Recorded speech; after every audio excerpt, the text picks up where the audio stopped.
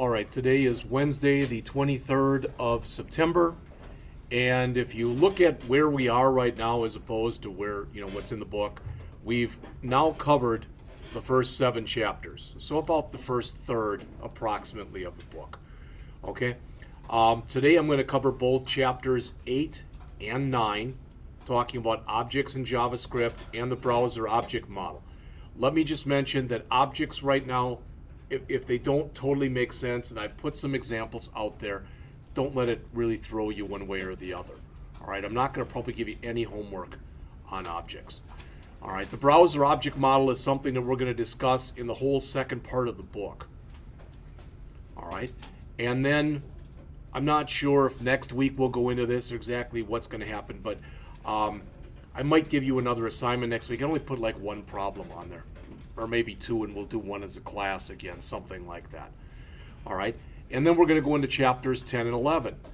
Now, chapter 10 literally is 4 pages long, and they talk about some of the different JavaScript, what are called JavaScript frameworks that are out there. And chapter 11 discusses the best known JavaScript library or framework, which is called jQuery. Even when we get into that in chapter 11, you might find yourself struggling in there and being quite confused. I wouldn't let it throw you for 2 reasons. First of all, jQuery is discussed later on in the book. Second of all, jQuery is actually the class that you will take the follow-up to this one in spring, which is 152.167, and that's Ajax and JavaScript website development. So I wouldn't let it really throw you. Now, what I've decided to do, good, bad, indifferent, whatever, I think I already mentioned to you, we're going to cover everything in the second part of the book. And then in the third part of the book, the only thing we're going to cover in here is this chapter on Ajax. We're not going to cover the developing for Windows 8 or the Visual Studio or the creating a Windows app. We're not going to cover any of the last 3 chapters. All right? So the reason I'm telling you that is what I'm leaning toward right now, and I'm going to say this, I don't think anybody's going to fight me over it. I think in that part of the class, we're going to build a website. All right? And that's going to give us a chance to go through all these different features. So what we'll do is I'll get you to a certain point, and then for like your assignment, I'll say, now finish this type of an idea. All right, so we'll build some stuff as a class, and it'll give us a chance to talk about the document object model, to go through event handling, to be able to add images, to work with forms, to bring in CSS, to bring in some very elementary jQuery, because I could get into jQuery and we could get so deeply into it that you'd probably get just confused like crazy. That's not the goal behind this class. This mobile development, we take a look at it, but the idea is the website would be able to work both on a regular machine and also would be able to work on a phone. All right. When they talk mobile, they're talking, the kind of in term today is phablet, because it's a combination of phone and tablet. But when you're talking mobile, you're talking about being able to see it on either a phone or on a tablet type of device. All right. And if you haven't heard this already, the estimation is now over 50% of people who go out and use the web on a regular basis are doing so from a mobile device. All right. And you won't get into them this semester, but you will in I don't even know about next semester, but soon after that. In that cabinet that's over there against the wall, we've got 15 different Android tablets in there, or about 15. About 15. Maybe we'll have 15 by then. 15 max, 14 tab. All right. I always get them screwed up.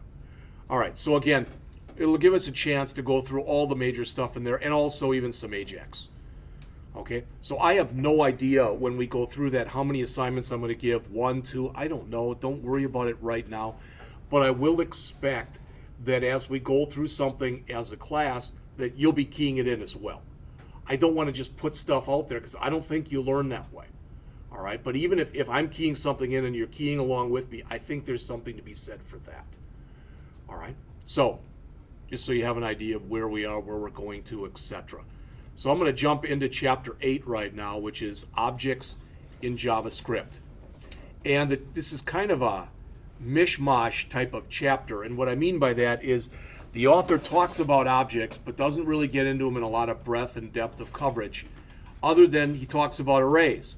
But unfortunately with arrays, he doesn't get into them in any depth and breadth of coverage. All right? Now, you don't have to go out there, but what I want to show you, just so you see it, you don't have to do this now because it's not going anywhere. But under the P drive for the class, you know the drill, there is an in-class folder today. And it's got some object examples that I've created in there, and we'll take a look at those. And it's got some different stuff that's in there on objects. All right? And there's a thing here that says URLs, and there's actually just 2 URLs that I put out there. And I've also got them up on the screen, or I will, right now. Because where they are is they're here. Let's see. This is from that hunlock.com site that I told you about before, and I literally just clicked on the JavaScript arrays. This is probably every bit as good, and you see it's not short, but this is probably every bit as good as any other tutorial that I've seen. What I like on this one is they give examples for virtually everything they do. All right? And I think personally that's a real good way to learn. There's nothing wrong with having a lot of text to explain things, but if you don't see examples, I don't think it's going to resonate with you. So that's one of them. The other one that's talking about objects in total is this one that I found, and this is another chapter, or a chapter out of another book. All right? As we go into this, objects is going to be a little different from stuff that we've covered before. So what I did was I went out to the W3 Schools site, and I believe I told you about that site on day 1. And under W3 Schools, I went to JS for JavaScript. And then I just searched basically for JavaScript objects, and it gave me this. And it started to explain what objects are. You're not going to sit down and in 30 minutes read a bunch of stuff on this and go, oh, that makes total sense. I get it now. All right? It's going to be I'm not going to say a long necessarily, but it'll be a process. How's that? All right. So you can see our objectives in here. There are 5 that are listed here on page 133 to be able to start to understand objects in JavaScript, including object properties, object methods, and classes. We'll start to take a look at those. Be able to create your own objects. We'll take a look at that. Define properties and methods for objects. Understand arrays, and an array is a type of JavaScript object. All right. Use several array methods. All right. So the first thing they do is they give you what I consider to be a primer on object-oriented development. I think I've said this to you before, but I want to say it one more time, and it may or may not make a lot of sense. But JavaScript is an object-based, and I'm going to put that in capital letters, programming language. What that means is JavaScript has object-oriented capabilities. So far, in the first 4 weeks of class, we haven't used any. We haven't used one, really. All right? We will be using them starting today. But when a language is object-based, that means that you have object-oriented capabilities, but you can or cannot choose to use them. On the other hand, as opposed to JavaScript, a language that you take next semester is Java. And they're not the same. Java is an object-oriented programming language. So everything that you do in Java must be done under the confines of classes and objects. All right? But in JavaScript, you don't have to. You can be a very competent JavaScript programmer and never work with object orientation concepts. All right? So, okay, what is all that stuff? So what is object orientation? All right, let's go at it this way. Let's start to talk about it and forget about computers for just a second. All right? All right, let's imagine that right next to Blackhawk here, where there's there's a farm, or like a landscaper. Let's say that guy goes out of business, and he's got, let's say, 20, 30, 100 acres of land. Let's say there's 100 acres of land there, and they put it for sale, and some developer buys those 100 acres of land and decides on those 100 acres of land that they're going to put up 100 houses. Okay, they're going to build a neighborhood and put 100 houses up in there. And what they decide to do is they've got 5 different house plans. So they'll have plan 1, 2, 3, 4, 5. Then the next row, 1, 2, 3, 4, 5. A little boring, but you get the idea. All right. Each one of those blueprints, those 5 blueprints for a house, would be known as a house class. So a class is a blueprint, for lack of better words. And you use a blueprint to create objects of that type of class. So in other words, if you looked at the neighborhood that I live in, there are probably at least a half dozen houses, if you go around the neighborhood, that look almost exactly like mine does. All right. So mine is a house object that's an object of that particular house class. Okay. Now my house has siding on it, except around one window. And other houses that are like mine, where mine is sided all over the place, theirs is partially bricked. But it's basically made off of the same thing. It's a 4-bedroom house. It's got 2.5 bathrooms. It's got a living room. It's got a kitchen. It's got a dining room. It's got a family room. They're all set up the same way. All right. So mine is an example of a house object. So when you create a class and you create objects of those classes, objects are also known as instances. All right. In fact, the idea of creating objects based off of classes is literally referred to as instantiation. All right. And so why am I telling you all that? Because it's important that you realize this is a different way of looking at things. More than anything else, when you are working in a programming language that's an object-oriented programming language, you're modeling. You are creating models. All right. Years ago, you may or may not remember this, but the PETA, what is it? People Against the Ethical Treatment of Animals or something like that. They were up in arms because they found out that there were a lot of companies, a lot of drug companies that were using things like rats, for example, to test cancer drugs. All right, and they thought that was just very inhumane to do something like that. So for at least for a while, and I think some of it's still done, but what some people developed was they literally developed a computerized model that would simulate a human's digestive system. And they were able to do a lot of testing on that. So why am I telling you that? Because that's modeling. If somebody decided that they were going to build let's say they were going to build a new hockey arena in Janesville, they probably wouldn't just buy the land, start pouring concrete. They wouldn't do that. They'd bring builders in, they'd have them bid on it. They would get an architect who would draw up a plan. All right. That plan would be a model for the way that it would look, the way that the stadium would look like, or arena, whatever it would be. And they'd show it. It would be on a very small scale, and they'd show it to people, maybe put a picture of it in the paper, etc. In much the same way, in programming, much of what you do is modeling.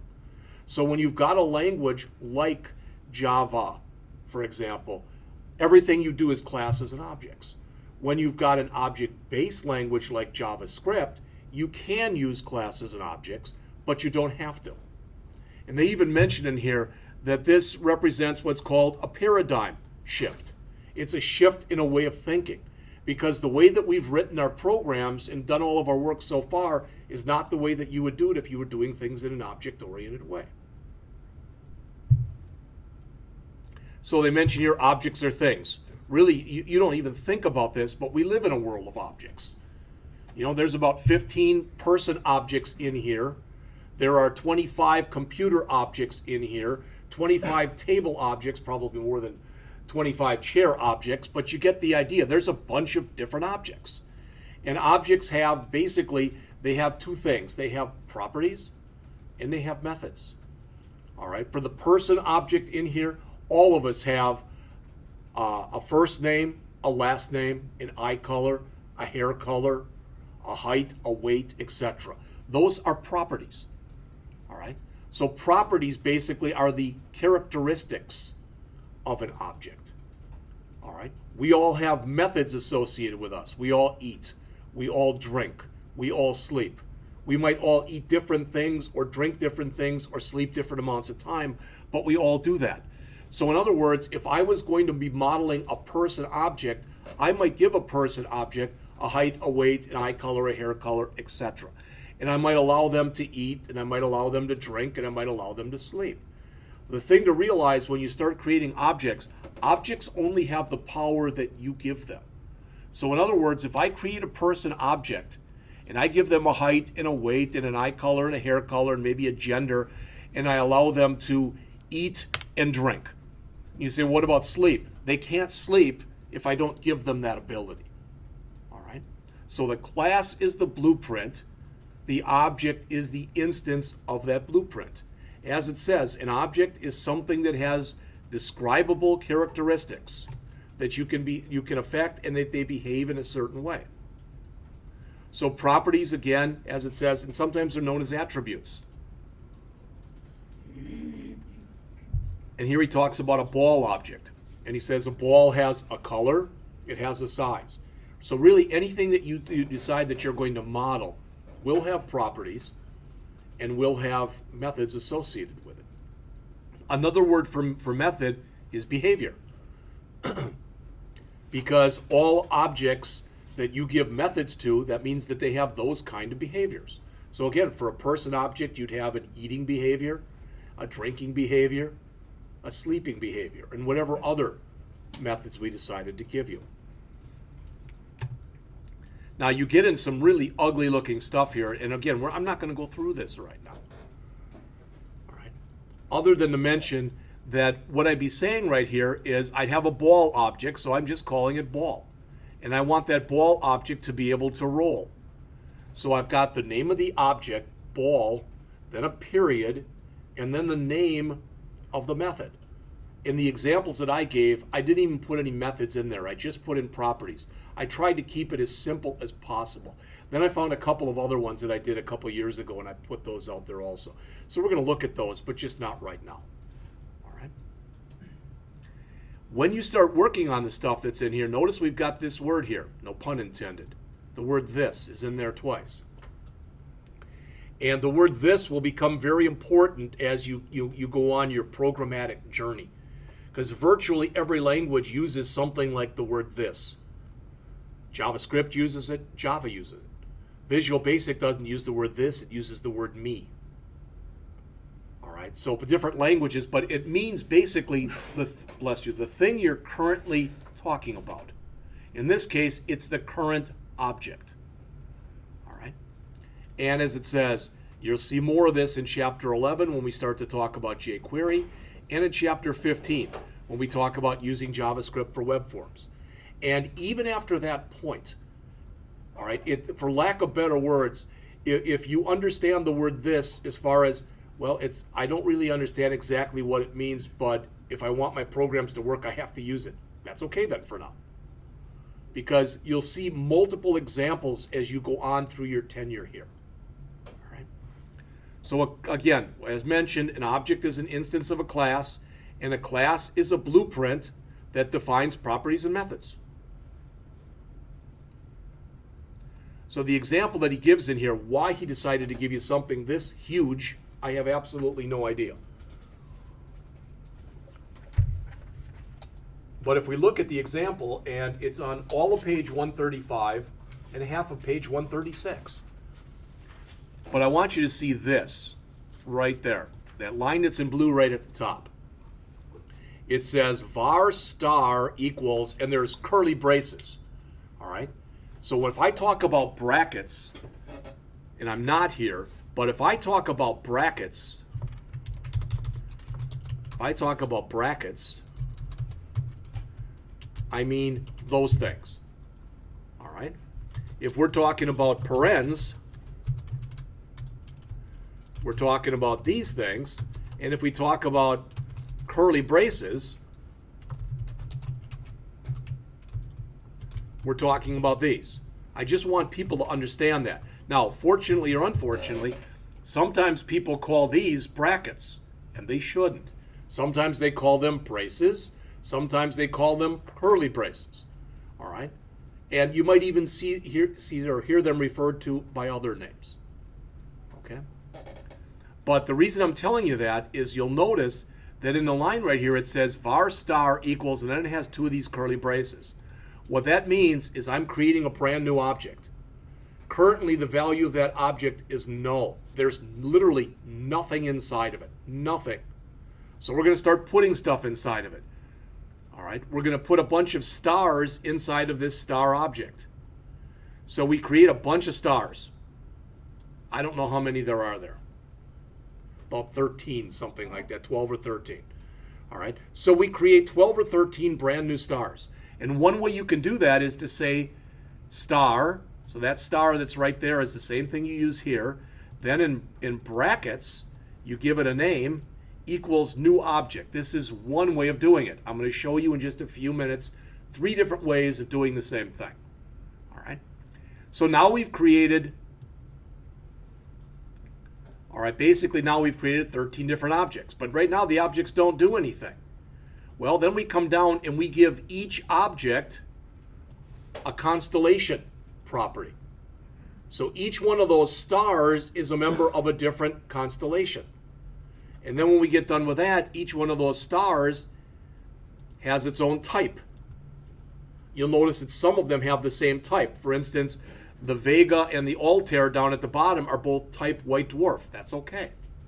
You'll notice up here the Polaris and the Miser are both types Ursa. One's an Ursa Major and one's an Ursa Minor. That's okay. All right. Then we give them a spectral class. Again, if you said to me, what does that stuff mean? I don't have a frigging clue and I don't care. All right. I took an astrology class when I went for my first degree because a girl I liked was in the class. All right, but that's about all I got out of the class was a couple dates with her. Okay? All right, and she realized I wasn't very smart, and then she didn't really want anything to do with me. All right, and then finally they've got a mag property. So they've got what?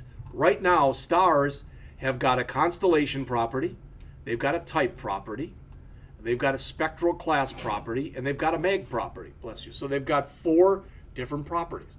They have no methods yet because we haven't given them any. But they all have that. Again, it would be like me giving you 4 properties. Eye color, hair color, height, and weight. That kind of thing. All right? And they're saying there, if you notice, there's a lot of code here. And a lot of it is very repetitious code. The only thing that's changing, for instance, in here, the value, of course, is changing, but the only thing that's changing on the left-hand side of the equal sign is the name that we're using in here. So the author mentions, starting on the bottom of page 136, there's a lot of repetitious code here. So he says, wouldn't it be easier if we created something and we said, yeah. So this thing right here, and again, I'm giving you words, I'm giving you verbiage. So I want you to hear it. It's not that important right now that you understand it, because you're going to hear it again and again and again. Right now, we have a function here, bless you, and you'll notice that this function that's right here is the same name as the name we had here, except this is in capital letters. This function, it's a very special function that you use with objects. It's called a constructor. So whenever you create a brand new object, that object's constructor is automatically called. So you raise your hand and go, what if I didn't write a constructor? One is still called. It doesn't do anything, but it's still called. All right. So now when you look at this, what's nice is now I can take all that code that I showed you before, all of it. So every bit that starts here, and as we work our way up, all of that,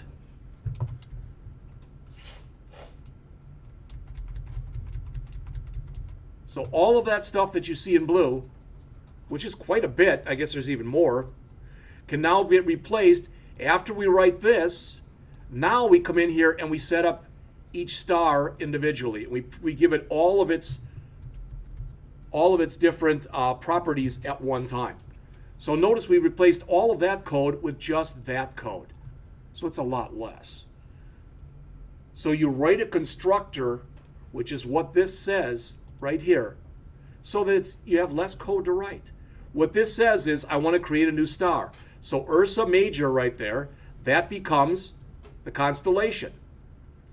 Spectroscopic binary, that becomes its type.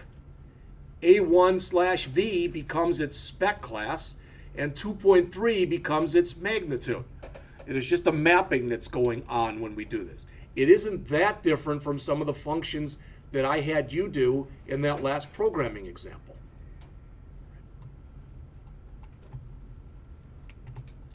So they mention that there's a couple different ways that you can create objects, and they show them there.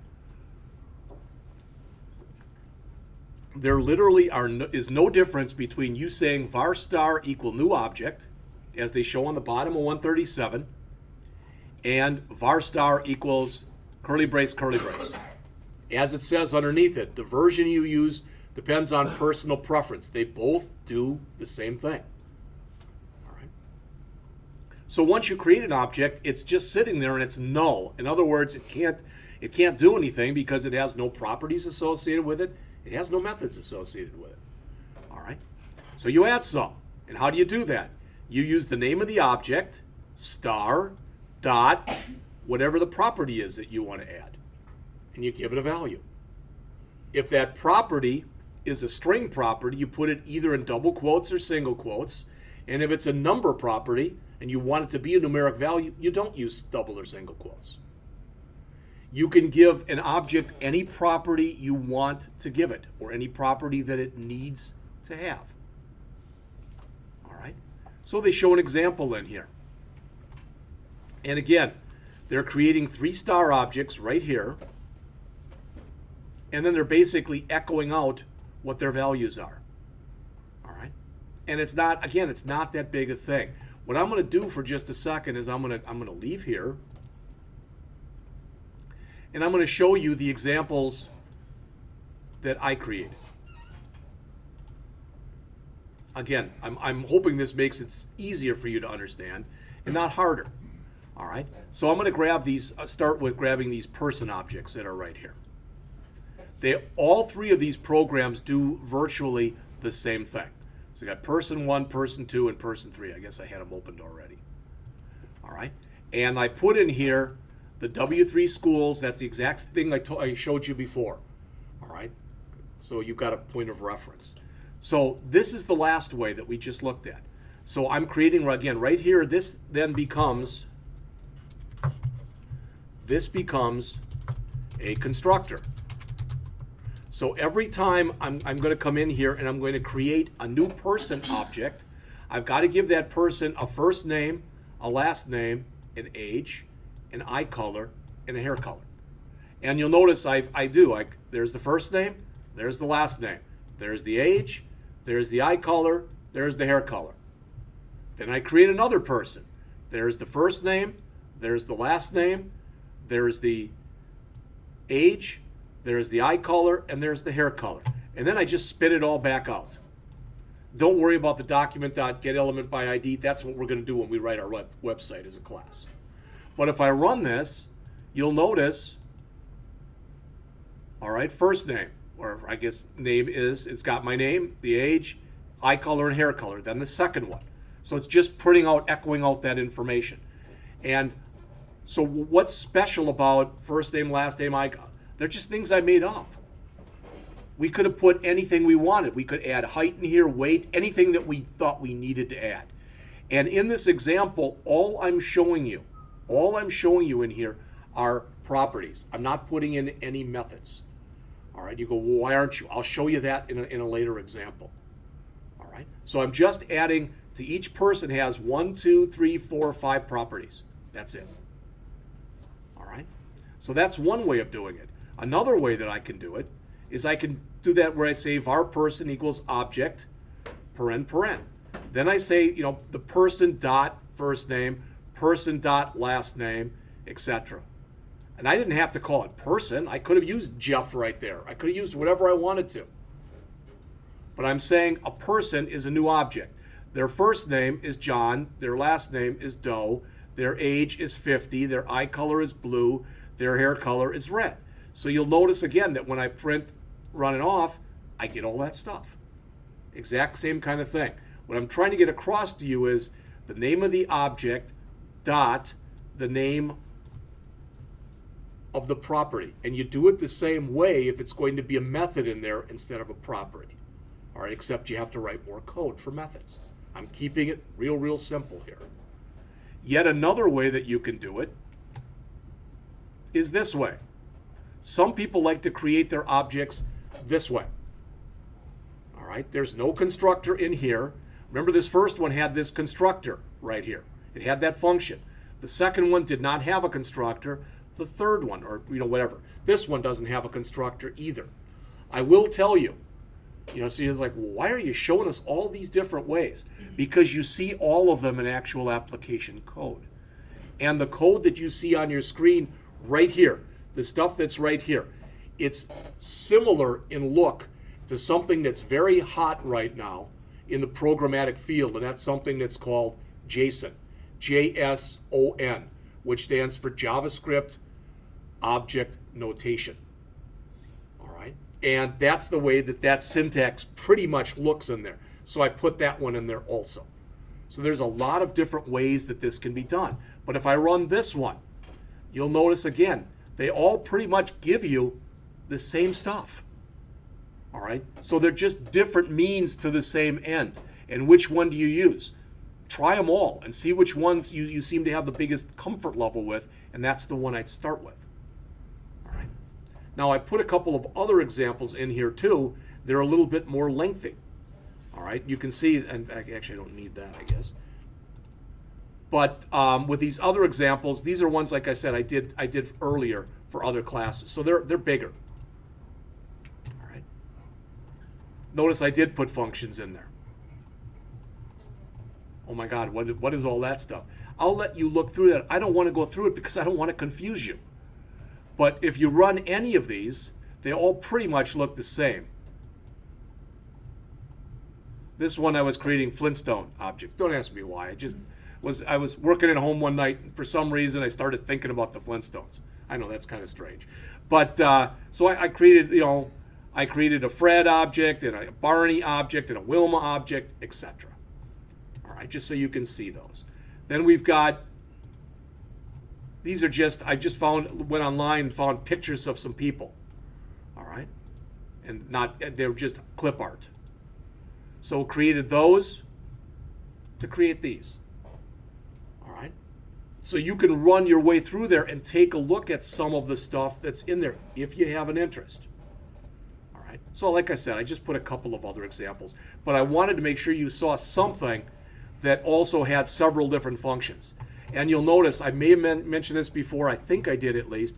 We've talked a little bit before about mutators, which start with the word set, and accessors, which start with the word get. When you mutate, you're changing something. When you're accessing, you're just giving information.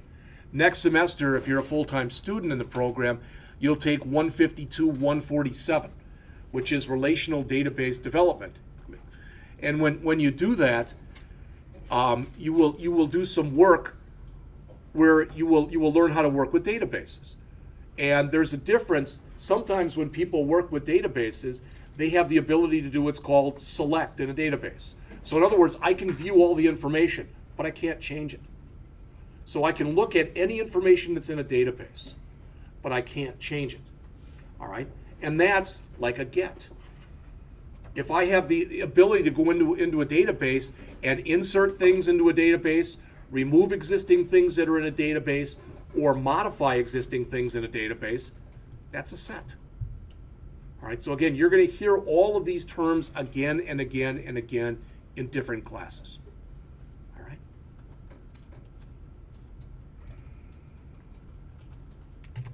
All right. So he comes in here on 141 and talks about how you can actually add methods to objects. How do you do it? I'm not trying to be funny here. It's real hard. You just type them in, okay? And that's it. All right, then he just totally changes his focus and starts talking about specifically about arrays, okay? And we've talked a little bit about arrays, but I want to mention them again, all right? So when you look right here, if you look at the example that's on your screen, it's on page 141 in your book, right here. Now what we're saying is star is an array. What's an array? An array is just a bunch of contiguous memory locations. Sometimes when I mention to people what an array is, I'll draw something like this. Well, that one got a little hosed. But most people can identify either at one time or another you've either lived in an apartment or you know someone who lives in an apartment. All right? Or at least you understand the concept of an apartment. Well, let's suppose we have an apartment, and that apartment has 10 different units in it. And let's just say that that apartment is located at 123 Main Street. All right? Chances are pretty good if I live on 123 Main Street and somebody sends that to me, regardless of whether they put the apartment number on there or not, I'll probably get it. But I would much more surely get it if they put my actual apartment number on there. Well, when you're counting these array slots in here, you'd think they'd be 1, 2, 3, 4, 5, 6, 7, 8, 9, 10. No, because we're computers again, the first slot in there always has to be 0. Then 1, then 2, 3, 4, 5, 6, 7, 8, 9. So imagine that for just a second then, instead of mailboxes and whatever, let's say that I had something that there were 10 people in the class. All right, and just like we had there, I'm going to say var grades equals new array. I guess it's a big A. All right, then I start filling in grades. Person got 100, they got a 90, they got a 95, a 93, an 87, a 76, a 41, a 59, a 61, and that person didn't take the test. All right, so I could actually start filling that in by saying, for example, grades 0 equals 100. Grades 1 equals 90. And hopefully you understand that I don't have to write all 10 of them in there. All right. The advantage of working with an array is an array works extremely well with loops. We've looked at a while loop in here, we've looked at a for loop in here, and we've looked at a do while loop in here. So imagine that I was writing a payroll program for a company, and that company had thousands of people working for them. I want to write that particular code once and call it 1,000 times if I've got 1,000 employees. But I don't literally want to create 1,000 variables and call them employee 1, employee 2, employee 3, employee 4 1,000 times.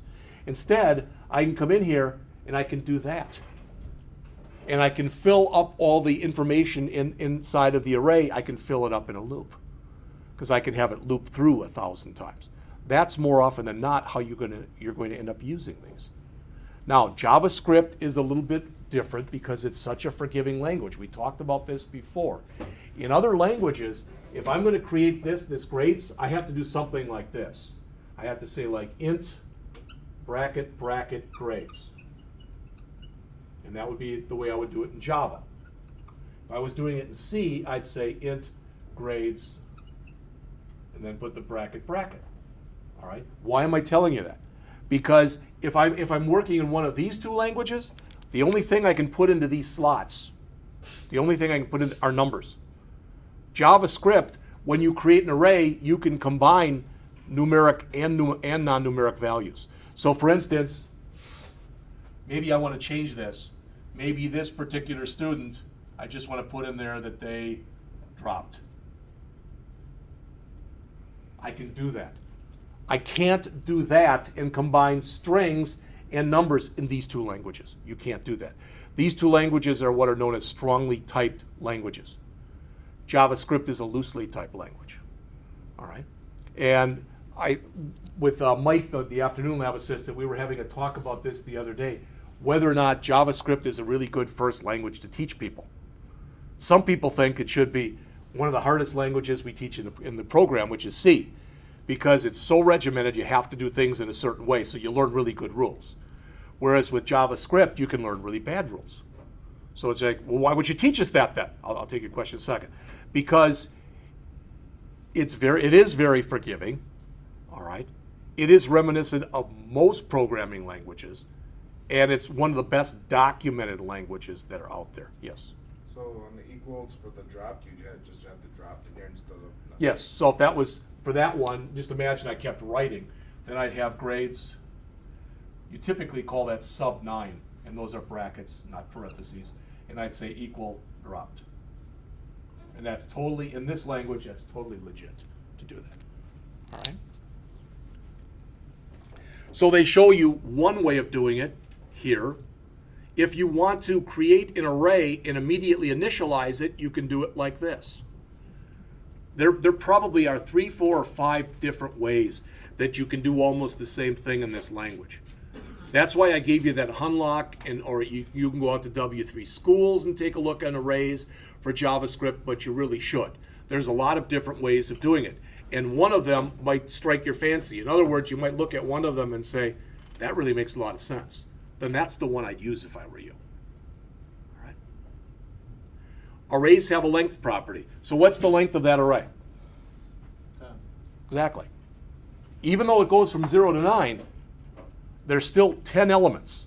So when you do the length, what you're saying is how many elements are in the array. Now, the weird thing about JavaScript, and I mentioned this before, and I might have even said this in another class, if I want to. So I've got some code here. I'm going to get rid of this.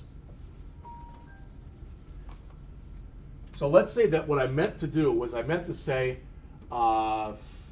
grades. I want to add a new grade. And I mean to say grades 11, and that person got a 71. So I mean to say that. But accidentally, when I type that in, I fat fingered. So I put in 111. JavaScript lets me do that. It now the array has got like 112, or I guess 111 elements in it. 112. All right? And elements, 11 through 110 have null in them. There's nothing in them. But the system does that. And this is another place where JavaScript is a little bit weird. JavaScript and PHP are two of the only languages that we teach here where you can create an array and you can change its size while the program's running. Those other languages I showed you before, like C and like Java, you can't do that. And I'm just throwing a couple terms at you so you hear them. These languages that are loosely typed like this, they're known as being late binded. And what that means is when the program is running at runtime, you can change sizes, you can change things. Languages like Java and C are what are called early binded. So when you compile the program, the system has to know exactly how much memory to allocate, so you can't change it after you do that. All right, so some of the methods that you can use for arrays. We'll go over some of this. If somebody let me know, please, when it gets to be about 10-2. So these are just some of the methods. Concat. All right, so notice what we have here. We've got two different arrays. Here's an array that's got 51 and 67 in it. Here's another array that's got 18, hello, and 125 in it. Then we say var new array, so that's a brand new one, equals the first array dot concat the second array. So what does that do? It combines the two arrays into one brand new array. All right, concat, short for concatenation.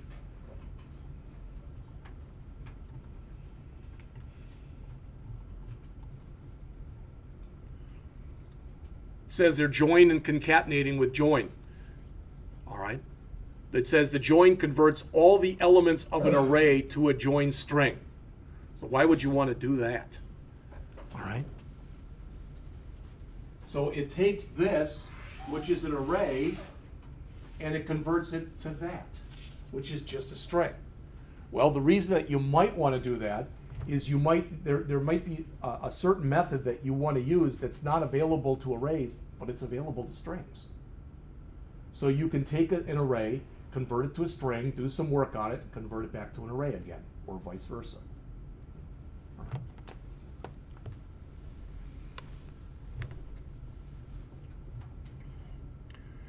They use some different kinds of words here.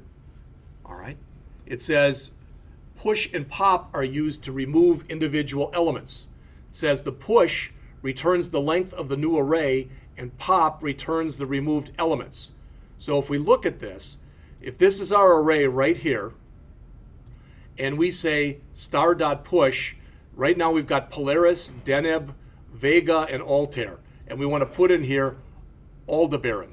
I might be butchering these names, but when we get done with these two lines of code, our star array will now hold Polaris, then Deneb, then Vega, then Altair, then at the end, it'll have Aldebaran. All right, we're pushing it on to the end of the array. If we want to remove the top element from an array, we use pop.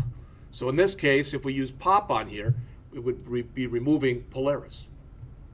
And again, I can't say this to you too many times.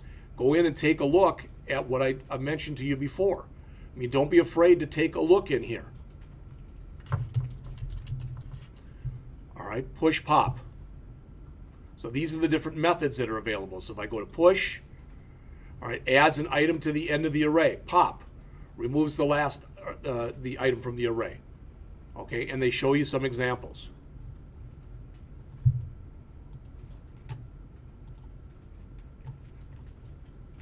And I think we'll get to that in just a second. All right. It says, now I was under the impression that push pushed it onto the end of the array. It might even push it onto the start of the array. So how do you find out? Write a simple program and put this stuff in there and just take a look at it. Not only are there push and pop, there are shift and unshift. And one works at the beginning of the array and one works at the end of the array. All right, but they do the same thing. They either add elements to the beginning or the end of the array or remove elements from the beginning or the end of the array. All right, so the question was, well, what if you want to put it someplace in the middle? And yeah, you can do that too. For example, if I want to grab just part of an array, I can use slice. This one is really important that you realize. When we do this stuff, all right, we are making changes, etc. But when you use slice, notice what they say in here. We're creating a new variable. All right, and what that says is start at location 2 and go 4 over type of an idea.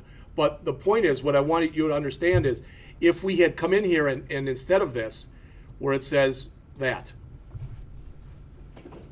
if we said here var star equals this, then on the next line, if this said star equals star dot slice, we're literally cutting our array. We're taking a portion of it out, and now that portion that we removed is gone. That's why you typically put it in a different variable, like they show it right there. If I want things to be in alphabetic order, I can call the sort method. Okay. And I could be wrong, I believe, and we'll see it here probably, but I don't think that JavaScript has, okay, it's got a reverse. So that, in other words, there's a sort method, but if you sorted it and then you wanted it in descending order, so instead of A to Z order, you wanted it in Z to A, you'd call sort, and then you'd call reverse. Okay? Now all that's fine and dandy, but when you start working with numbers, it gets to be a little bit different. So if you imagine I had 3 numbers in here. So I'm going to put in here 111, 23, and 8. Okay? You would think that if I was going to sort those numbers and use a regular sort mechanism, I would have, it'd be the opposite. It would be 8, then 23, then 111. That's not by default the way that they'll sort. The way that they will sort by default is the exact way I've got them up here. Because it'll say 2 comes after 1 and 8 comes after 2. All right? If you decide that you want to sort and you want to sort numbers in numeric order, there's a little bit more work that you have to do. All right? You have to call different functions. And literally, the functions that you have to write it yourself, it's one line. All right? To get it to look like this. So they show you on page 147 or 148 here. These are just some of the different methods that you can use, all right, when you're working on an array object. Again, those are some of them. And as I mentioned to you previously, that if you come back over here and you look on Hunlock or one of these other sites, all right, you can find most of this same information out on W3 Schools as well. All right, this is meant to be an introduction to arrays right here, just an introduction. All right. All right. Now they say taking advantage of built-in objects. What they're mentioning is JavaScript already has some built-in objects. We actually have used 1 or 2 of these before. We've used this. Okay. But JavaScript also has date objects, number objects, and math objects. We looked at math.py a while back. All right. Again, when you go out to Hunlock, as I mentioned to you previously, if I go back up to the top here, not only is there a thing in here about arrays, but there's a thing in here about dates. Dates are objects. So if you want the different date methods, there they are. All right. Bless you. If you want to work with numbers, numbers really are objects, and some of the different things that you can do with numbers, those are shown in there also.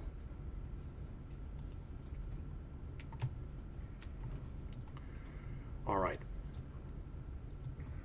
Last thing that they talk about this chapter here talks about using the eval method. There literally are articles that you can find out online. I could search right now, but I'm not going to, that say things like eval is evil. All right? Because it is actually one of the most powerful functions that exists in JavaScript. And if you don't know how to use it, you can very easily abuse it. So it says it's one of the most powerful and dangerous methods you can use in JavaScript because it executes the code passed to it. And it doesn't ask any questions. It just does it. All right? So it says it takes a single argument, and so if we gave it this, we said eval that. I don't know why you do that, but you could. It says run that command. It doesn't check to make sure it's formatted correctly, to make sure you didn't do anything you shouldn't have done. It just does it. All right. All right, so let's take a break, and we'll come back and we'll talk about Chapter 9, which is a shorter chapter. So we'll go over that. Let's come back at 5 after 9, please.